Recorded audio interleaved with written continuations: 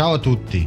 Oggi ricorre la festività dell'Epifania e quindi quale giorno migliore per poterci addentrare nell'analisi anche di questo interessante tema. Il nome Epifania deriva dal greco epiphaneia, che è un termine che si può tradurre con manifestazione e per la religione cattolica rappresenta il momento in cui Gesù, dopo la sua nascita, si manifesta ai popoli del mondo. La manifestazione di Gesù ci viene descritta con l'episodio secondo il quale i tre re magi, in arrivo da Oriente, seguendo la stella cometa, arrivano fino alla grotta dove è nato Gesù e portano come doni oro, incenso e mirra. Ebbene, questo è uno dei molteplici episodi di cui parlo nel libro Avrai altro Dio, in cui la teologia è riuscita a carpire la buona fede dei credenti, ingannandoli sulla base di una storiella che è completamente senza senso. Ma vediamo di capire come è stato fatto. Per prima cosa dobbiamo dire che questo episodio è riportato solo nel Vangelo di Matteo. Gli altri tre evangelisti proprio non toccano l'argomento. In secondo luogo, l'opinione comune che fossero tre magi è completamente errata. Infatti, il Vangelo di Matteo parla solo di magi, ma non ne specifica il numero. Probabilmente il numero di tre è frutto di un'interpolazione data dal fatto che avessero portato i tre doni, oro, incenso e mirra. In ogni caso anche tale interpolazione sarebbe totalmente assurda, in quanto il numero dei magi è completamente indipendente dal numero dei doni portati. Avrebbero potuto essere due soli magi a portare oro, incenso e mirra, oppure 4 magi a portare 50 doni. Nessuno quindi può dedurre il numero dei magi sulla base del numero dei doni. Ma vediamo un attimo di capire chi fossero questi visitatori. Se leggiamo il Vangelo di Matteo dobbiamo sfatare anche il fatto che fossero dei re. Infatti Matteo parla solo ed esclusivamente di magi. Quindi possiamo tranquillamente rimuovere le prime due parole dall'enunciato tre re magi. Sono magi, non sono tre e non sono re. O almeno sono caratteristiche che il testo non riporta, non c'è dato conoscere. In realtà l'enciclopedia online ufficiale della Chiesa Cattolica, Catopedia, ci dice che sono poi stati chiamati re per via dell'influsso del libro di Isaia ai versi 63.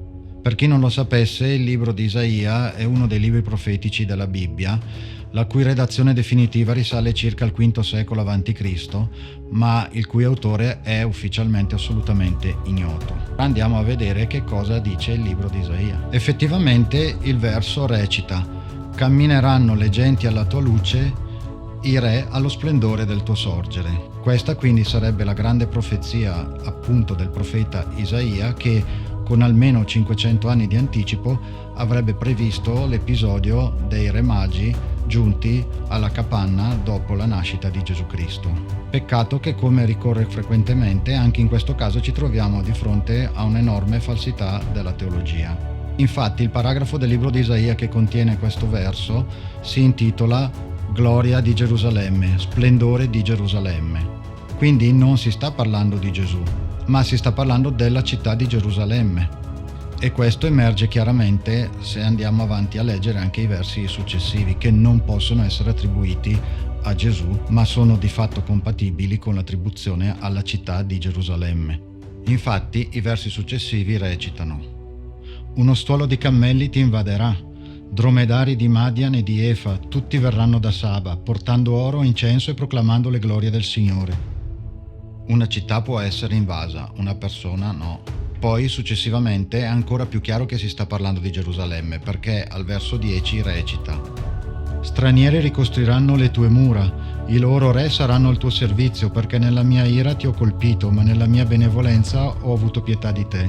Le tue porte saranno sempre aperte, non si chiuderanno né di giorno né di notte, per lasciare entrare in te la ricchezza delle genti e i loro re che faranno da guida. Perché la nazione e il regno che non vorranno servirti periranno e le nazioni saranno tutte sterminate».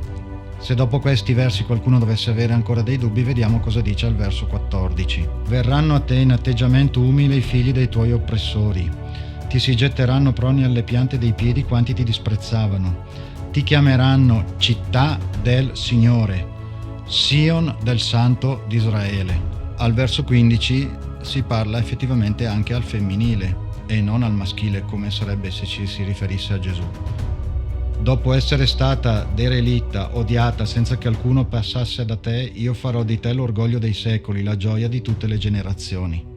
quindi il derelitta è riferito alla città di Gerusalemme. Mi sembra quindi chiaro che si stia parlando proprio della città di Gerusalemme, come di fatto dice il titolo del paragrafo.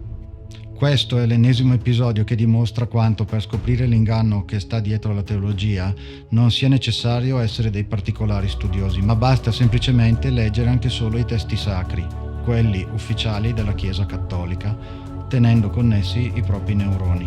Ora vediamo di capire chi erano questi magi. Nel libro Avrai altro Dio ho definito Gesù l'avatar del Dio Sole, proprio perché le ricorrenze e vari episodi riportati dalla teologia riguardanti la vita e gli eventi principali di Gesù riprendono perfettamente quelle che sono le caratteristiche dei culti del Dio Sole molto ben più antichi. Tra questi quello del Dio Mitra persiano, che poi è stato romanizzato con il Dio Mitra romano. Il nome di magi non è casuale, perché con il termine magi venivano inequivocabilmente definiti gli esponenti del culto zoroastriano persiano, da cui poi è derivato il culto di Mitra.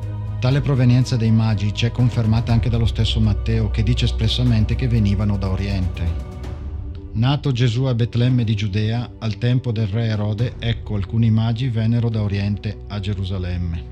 Ebbene, a oriente di Gerusalemme si trovano Babilonia, che era il principale centro per il culto zoroastriano, e più a oriente ancora la Persia. Altra immagine comune dell'episodio dei Re Magi è la stella cometa di cui parlavamo prima. Anche in questo caso ci troviamo di fronte a qualcosa di completamente insussistente. In realtà il Vangelo di Matteo non parla assolutamente di una stella, e tantomeno di una cometa. Il fatto che oggi la consideriamo come una cometa è probabilmente dovuto all'opera di Giotto, che essendo rimasto molto colpito dal passaggio della cometa dei Halley nel 1300 d.C., decise di rappresentare tale visione quando dipinse l'Adorazione dei Magi nella Cappella degli Scrovegni a Padova circa 3 anni dopo. Fino a quel momento infatti l'arte aveva sempre rappresentato il celebre astro semplicemente come una stella fissa, senza la famosa coda, o meglio chioma. Da quella scelta interpretativa di Giotto in poi divenne di uso comune per gli artisti rappresentarla con la chioma. Per questo motivo ancora oggi parliamo di stella cometa. Precisiamo comunque che è assolutamente errato parlare di stella cometa. I due termini infatti non sono assolutamente affiancabili. Le comete sono piccole formazioni asteroidi in rapido movimento e sono composte prevalentemente di ghiaccio e gas e non brillano di luce propria, mentre le stelle sono enormi corpi celesti fissi che emettono luce propria. Inoltre non possiamo neanche dare per scontato che si trattasse di una stella. Il testo originale del Vangelo di Matteo in greco recita infatti Eidomen garautu ton astera. Parla quindi di ton astera, cioè l'astro. Come potete verificare anche sul vostro dizionario, con il termine astro ci si riferisce genericamente a qualsiasi corpo celeste, sia questo una stella, un pianeta o un pianetino. Infatti l'astronomia, l'astrologia non si occupano solamente di stelle, ma di tutti i corpi celesti. Questo aspetto non è secondario se si considera un evento astronomico ricorrente, che era visibile proprio in quel periodo, che è la congiunzione Saturno-Giove. Addirittura nell'anno 7 a.C. avvenne una rara specificità di tale evento astronomico, cioè la tripla congiunzione Saturno-Giove-Sole, e, cosa ancor più rara, ciò avvenne all'inizio dell'era astrologica dei Pesci. Sarebbe molto interessante approfondire diversi aspetti delle congiunzioni, ma non è questa la sede. Dobbiamo però rilevare che moltissimi antichi astrologi arabi e persiani hanno sempre relazionato tali eventi con passi e mutamenti importanti per l'umanità. Oltre alle opinioni degli antichi astrologi, però, vi è anche quella dell'importante astronomo, matematico e cosmologo Giovanni Keplero, passato alla storia per le omonime leggi che regolano i moti dei pianeti. Ebbene, fu proprio Keplero a rilevare la tripla congiunzione del 7 a.C.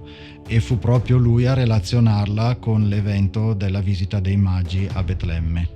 I Magi erano astrologi di cultura persiana e zoroastriana e conoscevano perfettamente la ciclicità delle congiunzioni, seppur queste avessero cadenza addirittura centenaria o millenaria. Zoroastro, anche chiamato Zarathustra, era conosciuto come un profeta di cui si attendeva il ritorno per la salvezza dell'umanità. Guarda caso, proprio come era considerato il Cristo, di cui tuttora si attende il tanto promesso ritorno.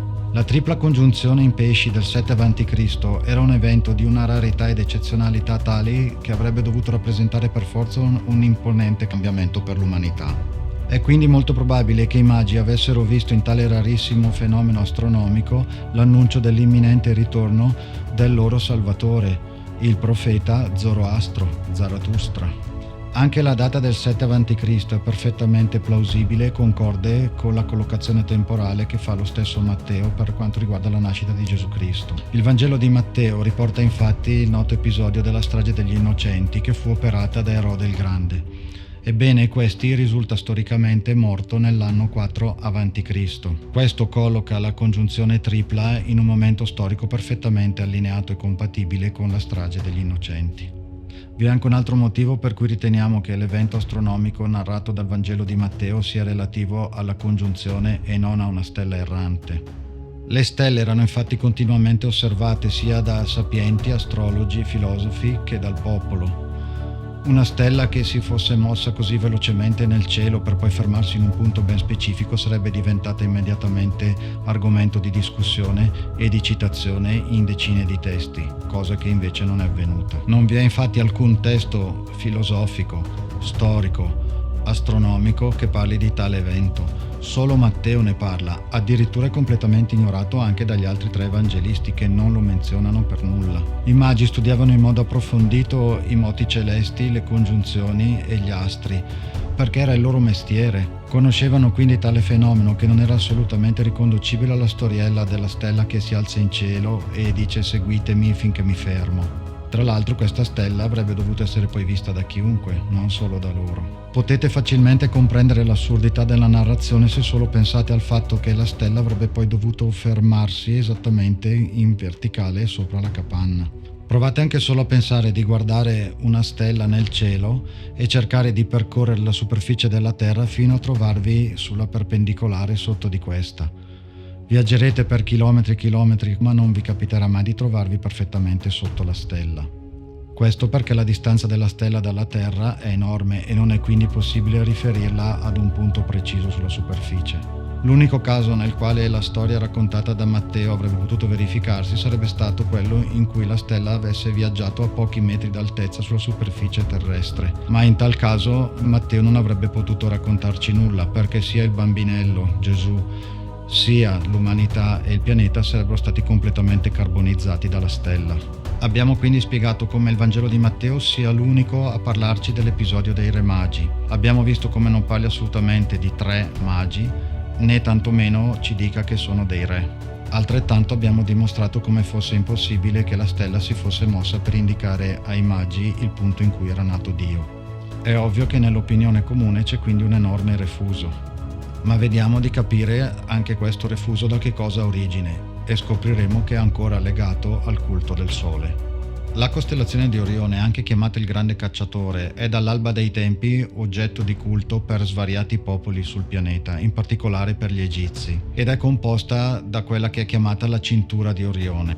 Questa cintura è composta da 3 stelle allineate che vengono tradizionalmente chiamate i 3 re.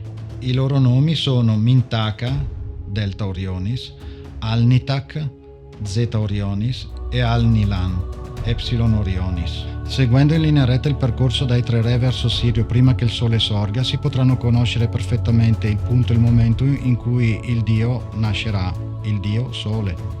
Per concludere, non possiamo non sottolineare il fatto che anche la festività dell'Epifania sia stata arbitrariamente collocata in date che corrispondevano a precedenti festività pagane. Ne è un chiaro esempio il fatto che lo stesso giorno sia dedicato alla festa della Befana, il cui nome deriva sempre dalla corruzione del greco Epifaneia in Bifania e quindi poi Befana, ma le cui caratteristiche risalgono ancora a quelle del precedente culto solare, per il quale si festeggiava la rinascita della natura 12 giorni dopo la nascita del dio Sole, che ricordiamo era morto nel periodo del solstizio d'inverno, cioè il 21 dicembre.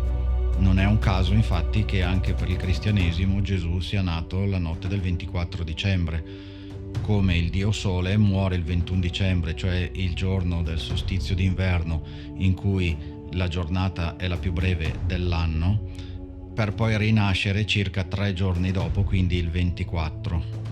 Il cristianesimo ha applicato su Gesù tutte le date che corrispondevano a quelle dei precedenti culti solari. Anche il fatto che il sole muoia il 21 dicembre e poi il 24 rinasca, cioè 3 giorni dopo, è un parallelismo perfetto con i 3 giorni della risurrezione di Cristo. Nel libro spiego tutte le ricorrenze che sono state rilevate dal paganesimo e applicate sul culto di Cristo, tra le quali vi sono per esempio anche la Pasqua stessa e l'Immacolata Concezione. La Befana che porta i doni non è altro che la rappresentazione di Madre Natura che si risveglia e ricomincia a portare i frutti e i raccolti. Dopo questa lunga spiegazione spero di esservi stato utile per avere spunti di riflessione personali e comprendere come anche in questo caso la teologia abbia operato per cercare di scalzare l'antico culto del Dio Sole, costruendovi sopra quello del mito di Gesù Cristo. In caso foste interessati ai miei studi e approfondimenti sulla religione cattolica, li trovate sul mio libro Avrai altro Dio, ordinabile in tutte le librerie e di cui vi lascio i riferimenti qui sotto. Non mi resta che augurarvi una felice ricorrenza della tripla congiunzione Saturno-Giove-Sole, ricordandovi di iscrivervi al canale e cliccare sulla campanella se volete essere avvisati non appena pubblicherò nuovi video che spero possano essere di vostro interesse. Ciao a tutti!